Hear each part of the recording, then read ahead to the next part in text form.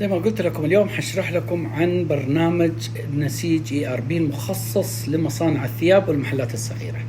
تعالوا حنبدأ الآن بالجوال. السلام عليكم. اليوم حوريكم برنامج ال ERP سيستم خاص بالثياب الرجالية. شوفوا كيف الآن هذه القائمة المختصرة. طبعا الآن هذا البرنامج شغال على الجوال. طبعا فيه كل الأدوات اللي زي ما أنتم شايفين الآن. هنا الآن عندك تقرير المخزون، المبيعات، إدارة الرسائل، حسابات، تقرير الحسابات، وعندنا هنا اختصار أمر بيع جديد. لو تلاحظوا الآن مجرد ما أختار أمر بيع جديد على طول تظهر لي الشاشة مباشرة. يعني الآن إذا عندك موظف تبغى يروح يسوي اوردر عند عميل، تعطيه الرقم. أنا بسجل الآن رقم، مثلا رقم جوال بحث. إذا كان رقمي مو مسجل ما حيطلع. تقدر انك انت تسجل الاسم. اذا مسجل بس تضغط ضغطتين هنا ويطلع الاوردر. مجرد ما يطلع الثوب تقدر تختار الان الثوب اللي انت تبغاه مجرد ما يطلع الثوب تقدر تختار الان الثوب اللي انت تبغاه وتختار التفاصيل. خلونا نوريكم كل هذا فقط وفي ثواني. الان مجرد ما نختار ثوب سعودي، شوف الان انا اتكلم عن الجوال. شوفوا كيف تختار التفاصيل اللي انت تبغاها بالثوب وتخلص وتختار الحشوة وتمشي. الآن تختار كل التفاصيل، نوع زرار، زرارين. طبعا هذه الأدوات تقدر تعدلها بتصاميمها زي ما أنت تبغى. تمام. وتختار الآن أنت هنا نوعية تطريز، وتختار الآن القماش، نوعية القماش. إذا عندك مستودع الآن تختار نوعية القماش، يجيب لك إذا القماش موجود في المستودع أو لا. طبعا هذه بعض الاكسسوارات. اذا واحد يبغى بطانة ياقة ولا يبغى اكسسوار جبسور ولا يبغى الشعار او ما يبغى، وتقول له اضافة. مجرد ما تسوي اضافة فانت الان صار عندك ايش؟ الاوردر هنا صار موجود. الاوردر هنا موجود. ما طلع المقاس، السعر يبين. الان مجرد ما تحط المقاس، طبعا البرنامج مجرد ما تحط القياس مباشرة، أنا بحط بس رقم واحد. مثلا بقول الطول الأمامي، مثلا هنا بحط الطول الأمامي 104.7 مثلا، والطول الخلفي مثلا 104.7. ونضغط هنا تدخل المقاسات كامل. طبعا أنا ما أحط المقاسات كامل بس عشان إيش؟ مجرد ما حطيت المقاس على طول حيطلع السعر على حسب القماش والطول.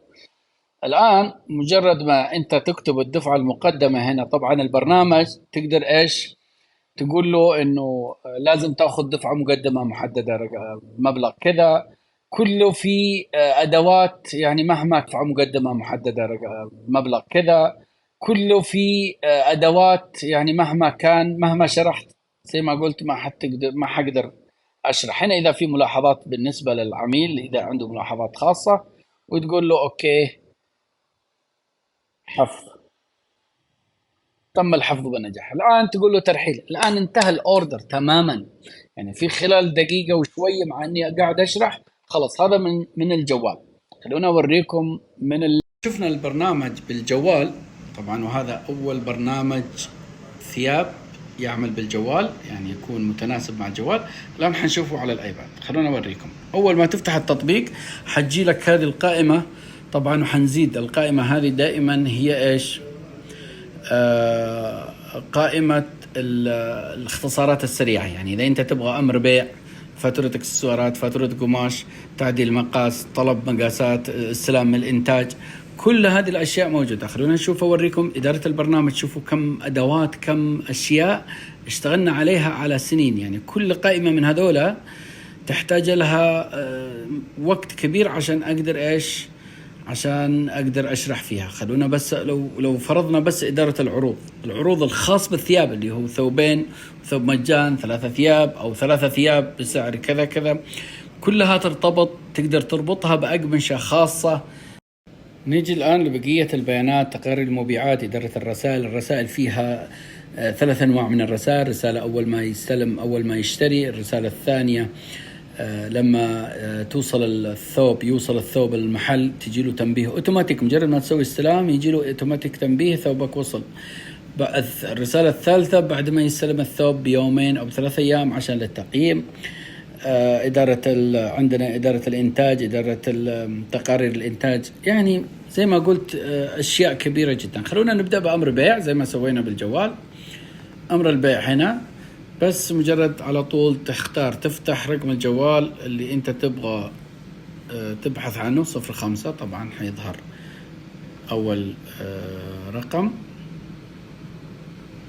طلع عندي هنا. أكتب الآن واحد من الأسماء واختار التفاصيل. شوفوا الآن السرعة كيف استخدام بعد شوفوا الآن اختيارات الديتيلز ولا أسهل. يعني دائما احنا بنشتغل على الوقت، يعني دائما في أيام المواسم العملاء يجوا بعض البرامج تيجي بس يكتبوا ورق عشان يمشوا، لكن هذا الآن شوف كيف التفاصيل الآن كيف.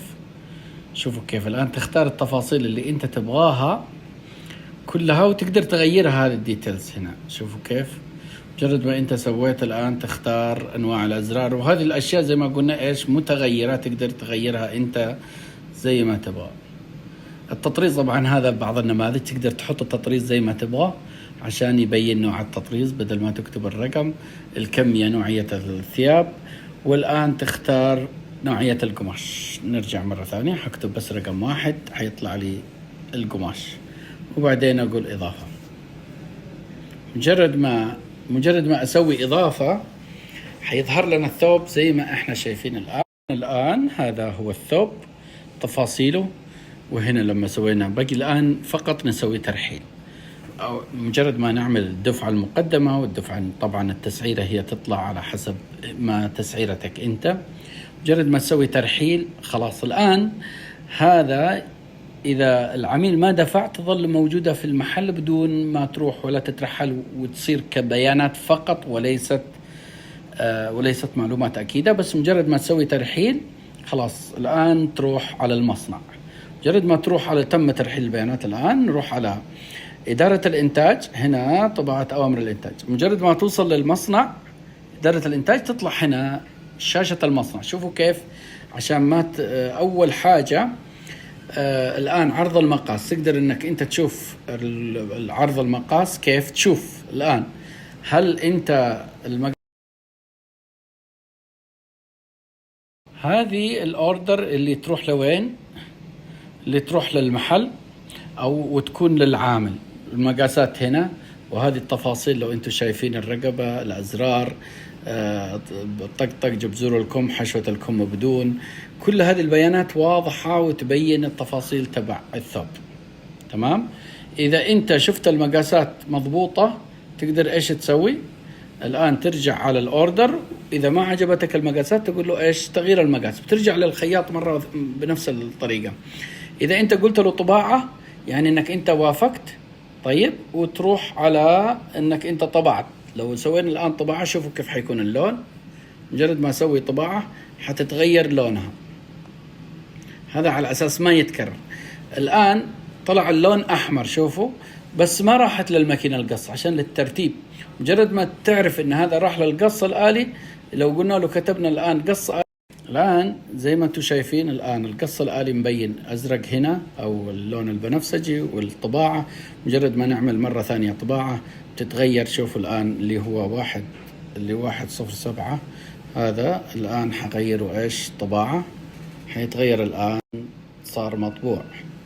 فهو مجرد ما تطبع بنروح على القص الآلي. شوف الآن اللي ما عنده عشان تتلخبط القص الآلي تم هنا القص الآلي تغير لونه أزرق، وهكذا. إيش الميزة هنا؟ إنك أنت بتعرف إيش الثياب اللي انقصت واللي ما انقصت، كله مرتب. يعني زي ما قلت إنه شغل سنين قاعدين نرتب في كل تفصيل في البرنامج، له حساب محدد ومرتب بشكل جدا كبير. هذا تفاصيل عن البرنامج. طبعا الأمور المحاسبية زي ما أنتم شايفين عندنا هنا المحاسبية، تقارير إدارة الحسابات، إعداد الآن زي ما قلنا بقية البرنامج إدارة الحسابات، هنا مجموعة الحسابات، شجرة الحسابات، كل هذه أرقام ويفهمها المحاسبين بشكل كبير، اللي هي ميزان المراجعة، الأرباح والخسائر، كل هذه تطلع مباشرة، تجيك تقارير، تقدر تشوف تقاريرك بالجوال وإنت في أي مكان، تعرف كم أرصدة الصندوق. خلينا أوريكم كمان إدارة المبيعات هنا، الفواتير النقدية، أصناف الفواتير، أوامر البيع، إحصائية المبيعات، تحصيلات الخزنة، تقارير المبيعات اليومية، البحث عن الأسعار، كل هذه موجودة. كل هذه التقارير، شوف أنت تقدر تحصل على هذه التقارير وإنت في أي مكان في العالم. شكرا، يعطيكم العافية. اللي حابب ياخذ جولة عن البرنامج يتواصل معي، بعمل له ممكن نعمل لهم اجتماع زوم وتقدر تشوف تفاصيل بشكل كبير.